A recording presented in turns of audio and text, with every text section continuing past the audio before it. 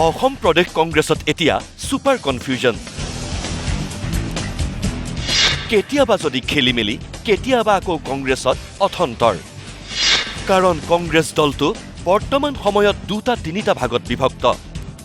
তাৰ মাজত সভাপতি গৌৰৱ গগৈ এলাগী হৈছে নেকি কংগ্ৰেছ দলত? CLP দেৱব্ৰত শইকীয়া আৰু নগাঁৱৰ সাংসদ প্ৰদ্যুৎ বৰদলৈৰ ৰাজহুৱা বিৰুদ্ধাচৰণে কংগ্ৰেছৰ মাজত বিভাজন আনিছে নেকি? ৰেজাউল কৰিম চৰকাৰৰ কংগ্ৰেছত যোগদান আৰু 60 ঘণ্টাৰ ভিতৰতে পদত্যাগৰ ঘটনা আৰু জেলৰ পৰা উভতি অহা ইমদাদুল ইছলামক গৌৰৱ গগৈয়ে গামোচা পিন্ধাই কংগ্ৰেছত অন্তৰ্ভুক্ত কৰাৰ ঘটনাই কংগ্ৰেছক 2টা শিবিৰত বিভক্ত কৰিছে। তাৰ মানে কংগ্ৰেছত এতিয়া মহা কনফিউজন। ইমদাদুল বোলা মানুহজনক মইতো নাজানিছিলোঁ। নগাঁৱৰ পুলিচে চাৰ্জশ্বিট দিছে আৰু তেওঁ যিখন গাড়ীত পঞ্চায়ত নিৰ্বাচনত মই আৰু মোৰ লগত আমাৰ মাননীয় বিধায়িকা শিৱামণি বৰা গৈছিলে, আপোনালোকে জানে যে মুখত ক'লা কাপোৰ বান্ধি পেলাই মোৰ ওপৰত আক্ৰমণ হৈছিলে। কথমপি সাৰি আহিলোঁ, গোটেইখন গাড়ী চুচুৰমুই কৰিলে আৰু পিছত নগাঁও পুলিচে গোটেইবিলাক বিচাৰি পেলাই এই মানুহজনক জেললৈ পঠিয়ালে, চাৰ্জশ্বিটো দিলে বোলে। তেওঁ জেলৰ পৰা অলপতে ওলাই আহিছে লৈ পেলাই বেইলত। গৌৰৱ গগৈয়ে গামোচা পিন্ধোৱা জেলৰ পৰা ওলাই অহা ইমদাদুল ইছলামক প্ৰদ্যুৎ বৰদলৈয়ে আখ্যা দিলে চোৰ ডকাইত।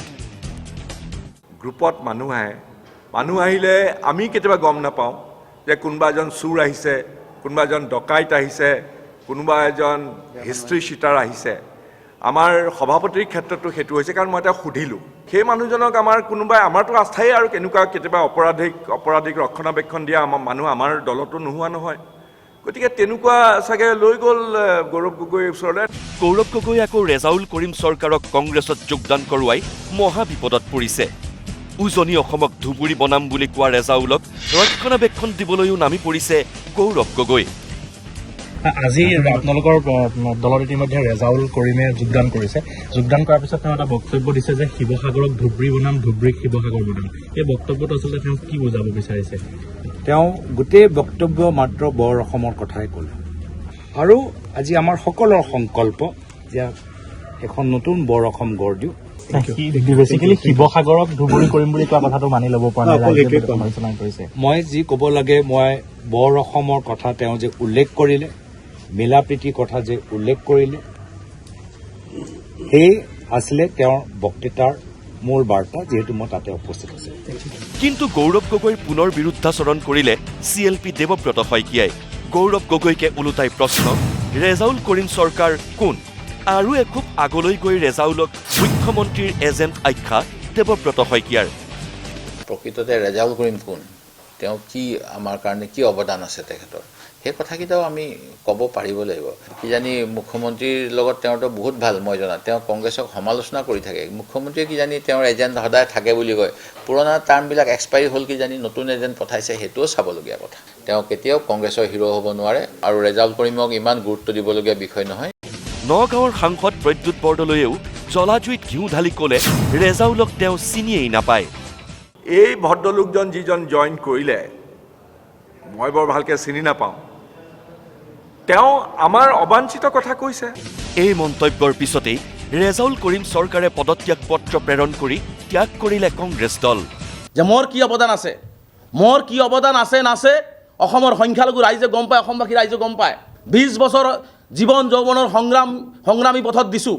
মোৰ কি অৱদান আছে নাছে এইটো দেৱব্ৰত শইকীয়া ডাঙৰীয়াই ক'ব নালাগে। অসমৰ ৰাইজে, সংখ্যালঘু ৰাইজে তাৰ উত্তৰ দিব, তাৰ জবাব সংখ্যালঘু ৰাইজে দিব। কিন্তু মই দেৱব্ৰত শইকীয়াক প্ৰশ্ন কৰিব বিচাৰিছোঁ, আপোনাৰ নাজিৰা সমষ্টিৰ প্ৰতি মাত্ৰ 5টা অৱদান দেখুৱাই দিয়ক না।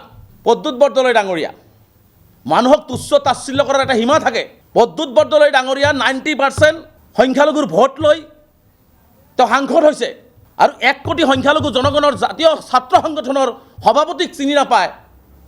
তেওঁ যি ধৰণে তুচ্ছ তাচ্ছিল্য কৰিছে যে মই তেওঁক চিনি নাপাওঁ। কেইদিনমান আগত এখন বিয়া ঘৰত গৈছোঁ, তাতে তেওঁ ক'লে নমস্কাৰ ৰেজাউল চাহাব ভালে আছে, আৰু সেইজন মানুহ গুৱাহাটীত বহি আমচুৰ সভাপতিক চিনি নাপায় বুলি তুচ্ছ তাচ্ছিল্য কৰিব, আৰু সেইটো ঘৰত মই থাকিব লাগিব। আপোনালোকে কওক। কংগ্ৰেছত কনফিউজন এতিয়াই শেষ হোৱা নাই। 60 ঘণ্টাতে ৰেজাউল কৰিম চৰকাৰৰ কংগ্ৰেছত যোগদান আৰু পদত্যাগৰ ঘটনা কংগ্ৰেছৰ আধিপত্য থকা সংখ্যালঘু এলেকাত এতিয়া এক নতুন বিপদ ঘণ্টা। আজি আকৌ প্ৰদ্যোৎ বৰদলৈ কৈ আছে যিজন ভদ্ৰলোক কংগ্ৰেছত জইন হৈছে সিদিনা সেইজনক বোলে তেওঁ বৰ ভালকে চিনিয়ে নাপায়। এটা দলত গৈ তেওঁ মানে যোগদান কৰিছে, যি দলৰ সভাপতিয়ে সকিয়াই দিয়ে, দলপতিয়ে আকৌ হিমন্তৰ এজেণ্ট বুলি কয়, আকৌ সেই দলৰ সাংসদে মানুহজনক চিনি নাপায়। এই দলত ইমান এলাগী কিয়? 20টাকৈ বছৰ অসমৰ সংখ্যালঘু মানুহক নেতৃত্ব দিয়া মানুহজন, বাগৰ দৰে গৰ্জন দিয়া মানুহজন আজি বোলে সেইজনক চিনিয়েই নাপায়, সেইজন বোলে হিমন্তৰ এজেণ্ট, সেইজনক আকৌ সকিয়াই দিয়ে। কংগ্ৰেছৰ এইবোৰ নেতাসকলৰ কাৰণে আজি কংগ্ৰেছ পদপতত গৈছে, মানুহৰ ভৰিৰ তলত গৈছে। আৰু যদি এই অহংকাৰী এৰি নিদিয়ে, অনাগত দিনত সংখ্যালঘুৰ মাজত কিন্তু কংগ্ৰেছ বিচাৰি নাপায়।